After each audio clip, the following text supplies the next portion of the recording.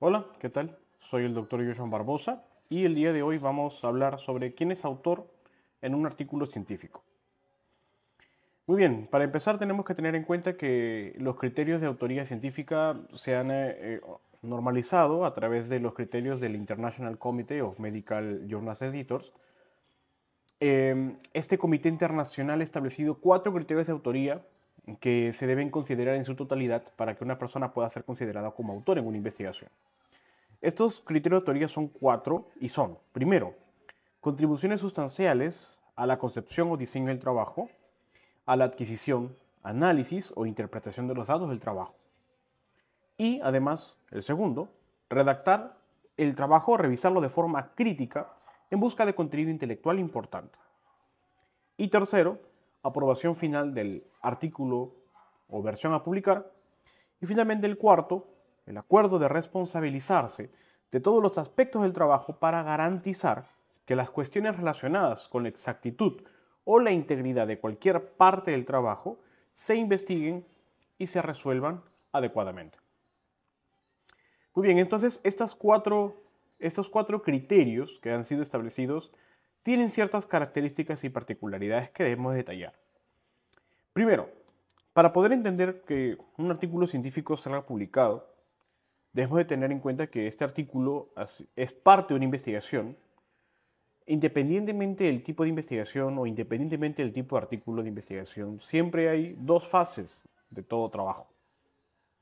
La primera fase siempre es la fase protocolar o de proyecto de investigación, donde el grupo de autores se reúne para poder establecer los pormenores previos a la realización o ejecución de un trabajo de investigación antes de que sea publicado.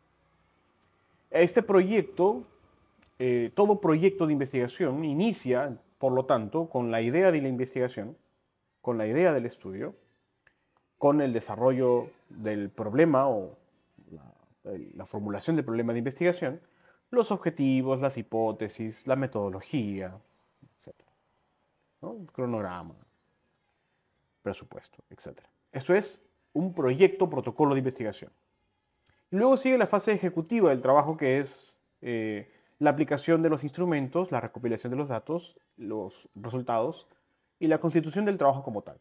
Esto es previo incluso a la publicación de un trabajo de investigación. O sea, dos fases previas a la publicación de un artículo. No estamos hablando de un artículo como tal. Entonces, esto es importante que lo sepamos porque los aportes de los investigadores, de los autores, están en ambas fases. Puede ser en una o puede ser en otra. O puede ser en ambas.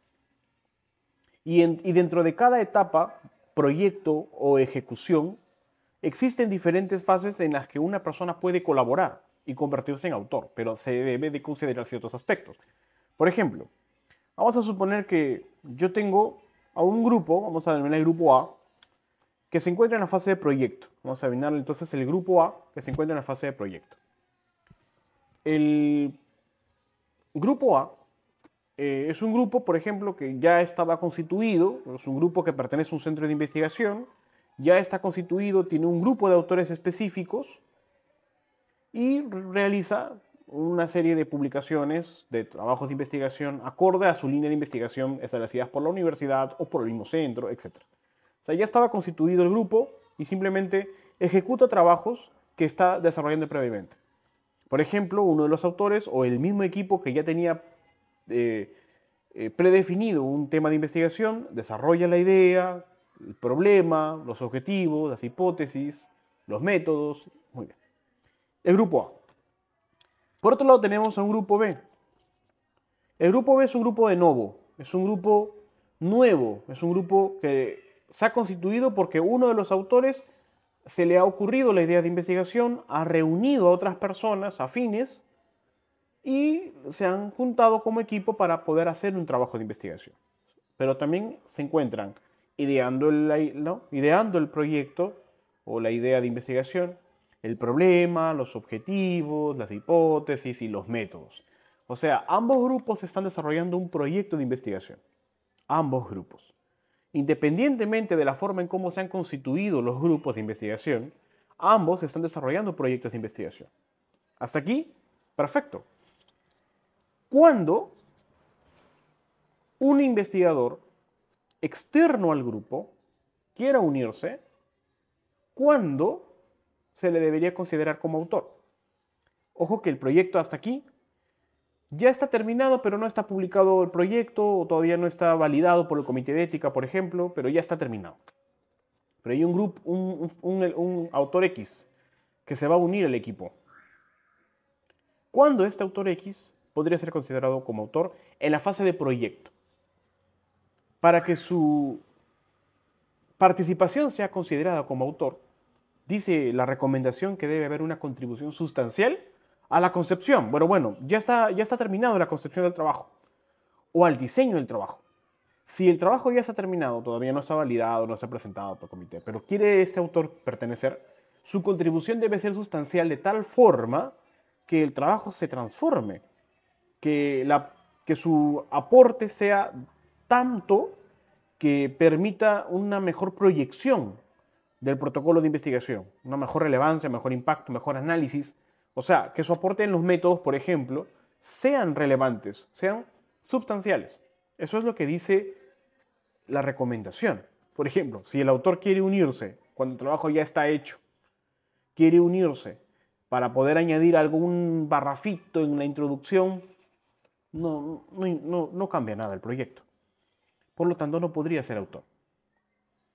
Para que este autor pueda unirse al equipo, su contribución debe ser sustancial, especial, relevante o significativa. No puedo establecer un porcentaje de cuánto va a cambiar un proyecto de investigación si es que alguien que ya quiere unirse cuando el proyecto ya estaba terminado y quiere unirse, no puedo establecer específicamente cuánto debe aportar, pero su contribución debe ser sustancial. ¿Quién lo considera? El mismo equipo. Muy bien. Esto es, ya sea que el autor quiera unirse al equipo A o al equipo B. Puede ser este autor o puede ser otro grupo o un grupo de autores que quieran unirse al equipo cuando el trabajo ya está terminado. ¿Pueden hacerlo? Pueden hacerlo, siempre y cuando contribuyan de manera sustancial o su aporte permita un cambio visible en el proyecto, obviamente antes de presentarse. ¿Qué pasaría si el trabajo se presenta y ya está validado como proyecto? Ya tiene por ejemplo, una publicación como protocolo, por ejemplo, si es que es un ensayo clínico, o si es que es una revisión sistemática y ya se publicó y se registró el protocolo de revisión sistemática en Próspero, por ejemplo. El autor X, en el proyecto A, asumiendo que pueda hacer una revisión sistemática, un ensayo clínico o un estudio que se pueda registrar como protocolo, cualquier otro estudio observacional, el investigador X que quiere unirse ya no podría en la fase de proyecto. En la fase de proyecto, en el trabajo. No estamos hablando del artículo, estamos hablando del proyecto de investigación. Entonces, ¿este investigador puede unirse en la fase de proyecto? No. ¿Puede ser autor del proyecto? Del proyecto, no. Pero ¿qué pasa si ya ahora ya es un informe? O sea, ya está validado como proyecto y el investigador quiere pertenecer al informe. O sea, la fase ejecutiva del trabajo de investigación. ¿Puede hacerlo? La única forma en que el autor X1 pueda unirse al equipo de investigación cuando ya está en la fase ejecutiva es mediante la adquisición, el análisis o la interpretación, o sea, en cualquiera de las fases. O sea, no significa que si el trabajo ya está realizado, por ejemplo, y ya se recopiló la información, el autor no tiene chance, tiene chance. Puede unirse al equipo y ser autor siempre y cuando, por ejemplo, analice la información o interprete la información analizada. O sea, su contribución sustancial cuando está en la fase de ejecución o de informe del trabajo de investigación, es cuando recopila la información o la analiza o la interpreta. En cualquiera de esas partes puede el autor participar y formar parte de la autoría y por lo tanto ser autor. ¿Qué pasaría si, por ejemplo, en el informe del trabajo del grupo A o del grupo B, de cualquiera de los grupos, el autor quiere unirse y ya está hecho el trabajo? O sea, ya está terminado, ya ejecutaron el trabajo, aplicaron los instrumentos, recopilaron, analizaron e incluso tienen resultados e interpretaron los resultados. Y el autor dice, no, yo quiero unirme, pero bueno, denme algunos parrafitos en la discusión o pulir la introducción, por ejemplo. Podría ser autor si el autor X1 contribuye en la introducción o en la discusión, no podría ser autor. Porque por más que su aporte sea de relevancia, tiene que estar en la adquisición, análisis o interpretación de los datos. ¿Por qué? Porque lo demás es parte de redacción de un artículo, no es de la investigación. Cuando uno participa en un artículo científico, no participa en la maquinación de un artículo como tal, sino en la investigación. La redacción del artículo es parte inherente a la investigación y le compete a los investigadores que están participando, como autores en el artículo. Pero si una persona X quiere añadirse en el trabajo para redactar una partecita de, cuando el trabajo ya está terminado, no puede ser considerado como autor, porque su contribución no es sustancial en la adquisición, análisis o interpretación. Esto es incorrecto. Muchas veces se ha considerado autores cuando, bueno, aportan algo en el artículo como en la discusión o en la introducción, pero eso no es el aporte del investigador. El aporte del investigador de todo el equipo, independientemente de cualquiera de las fases de análisis, debe ser en la metodología como tal o en la ejecución del método. Lo demás es parte del artículo y les compete específicamente a los autores del grupo. Oye, pero somos 15. ¿Cómo nos dividimos? Bueno, lo que podrían hacer es segmentar las secciones de análisis, ¿no? Y que un equipo entero, por ejemplo, se encargue del análisis. La forma en cómo lo realicen ya es muy independiente del equipo que conformó únicamente la sección de análisis e interpretación de los datos, por ejemplo.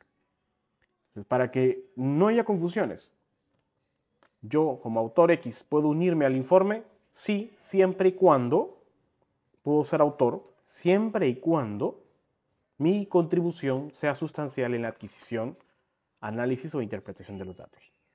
Yo no puedo ser autor si es que yo añado información en la discusión o en la introducción o en una partecita de la redacción del manuscrito como tal, cuando ya está terminado todo. Eso no es participación en la investigación. Y por lo tanto, si es que este autor no puede dar fe de su contribución en estas secciones o en estas fases del proceso o la etapa de informes de investigación, no puede ser autor. Y si no contribuye, o mejor dicho, o si no es parte de al menos uno de estos criterios, ya no puede ser considerado como autor. Esto es muy importante. Esto es muy importante. Entonces, recuerden siempre que todo trabajo de investigación tiene una fase de proyecto, tiene una fase de informe. Yo puedo participar en cualquiera de las dos fases y ser autor finalmente en el trabajo de investigación y por lo tanto en la publicación. Pero existen esas características que sí son muy, muy especiales al momento de redactar un trabajo. Y lo explico con el ánimo de que cuando realicen un trabajo de investigación no caigamos en una mala conducta, que luego lo vamos a ver. ¿Cuáles son estas malas conductas? El segundo criterio tiene que ver con la redacción del trabajo o revisarlo de forma crítica, dice. ¿Qué significa? Que el aporte de los autores al trabajo como tal tiene que ser sustancial, crítico, o tiene que haber un aporte intelectual importante. O sea, no solamente es escribir, ¿no? Está bien, la mentoría o asesoría de un investigador al equipo tiene que ser importante, no solamente recibir el correo y decir aceptado, por ejemplo, o conforme. Algo que suele suceder mucho y me ha pasado en mi experiencia como investigador.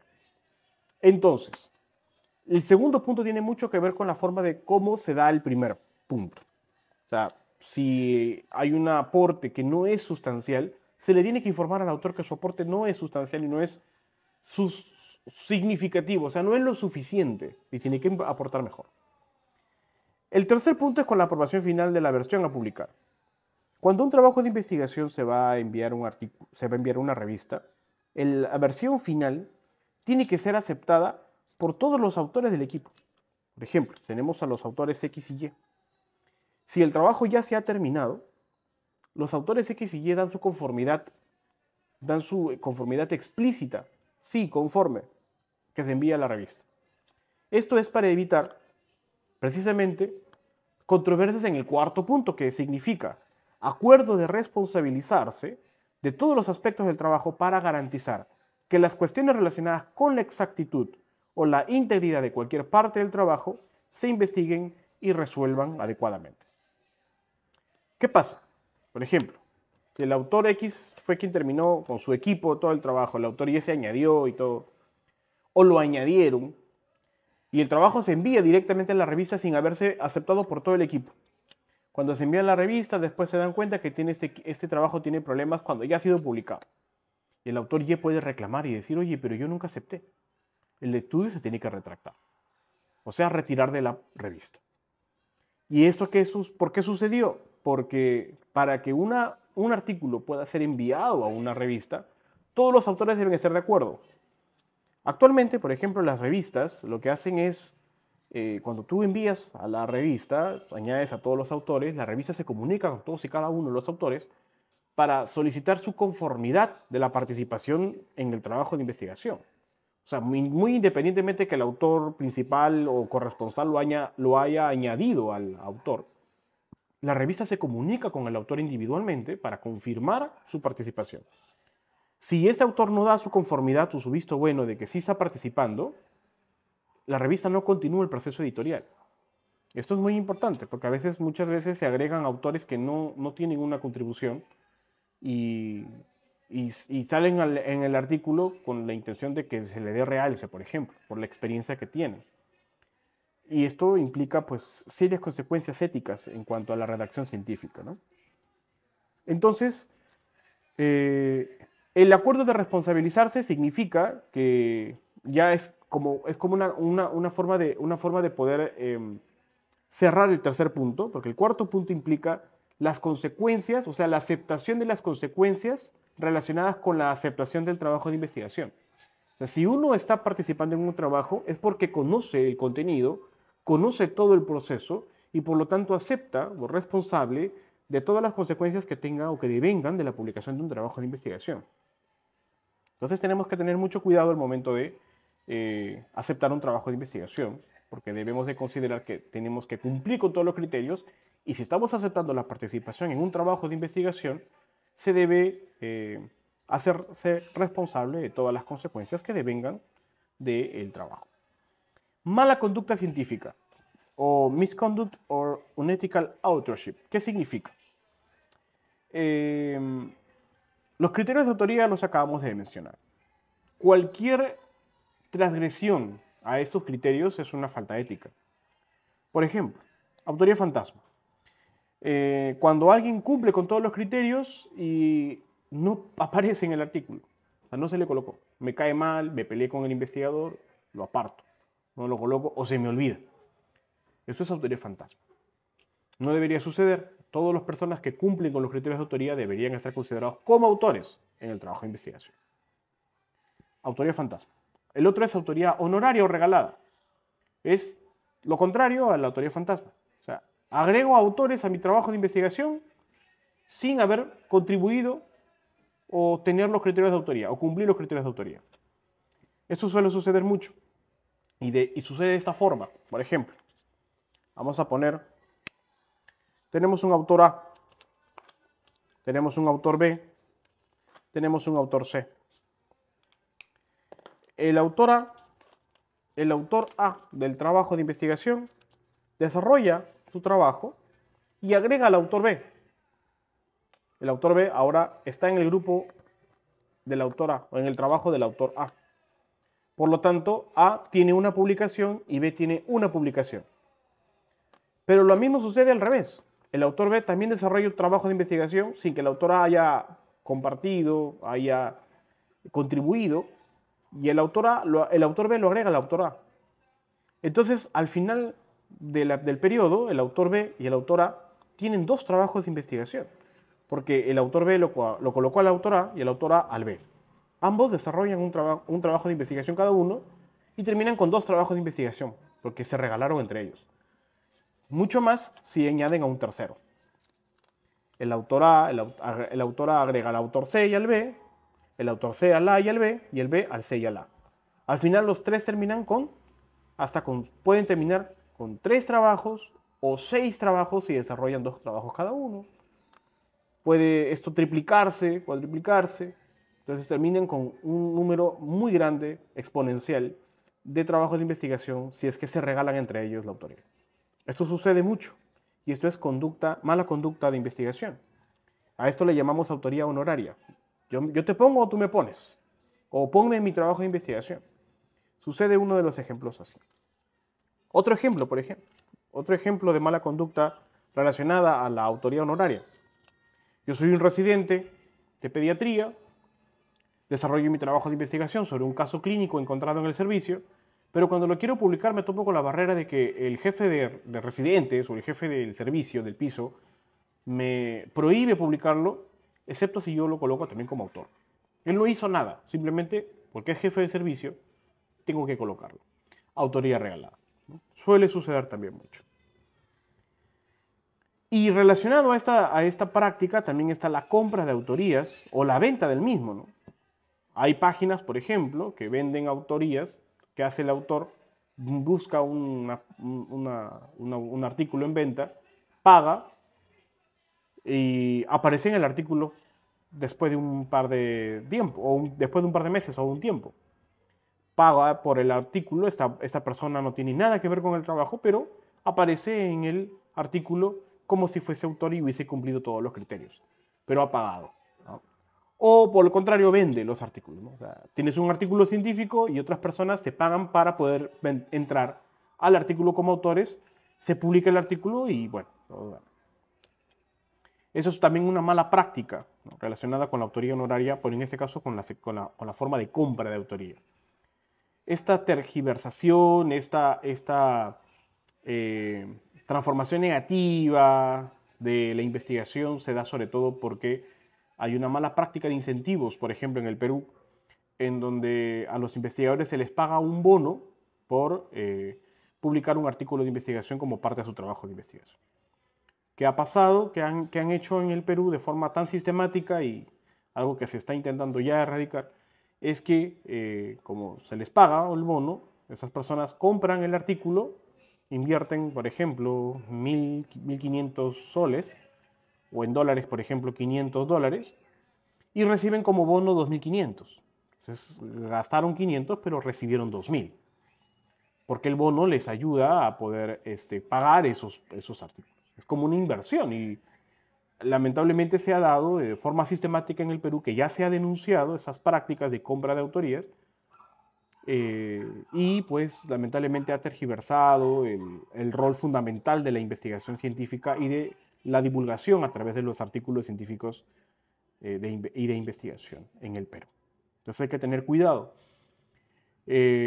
Esta conversación, este video, es parte de la formación de investigadores que tengo a cargo, y lo hago con la intención de que podamos tener todos los criterios que debemos de cumplir y que no debemos hacer para evitar caer en el problema de mala conducta científica relacionada a la autoría, y también saber en cuándo, en qué momento yo debería considerarme autor o considerar autor a otras personas, sobre todo si tenemos la intención de publicar un artículo científico.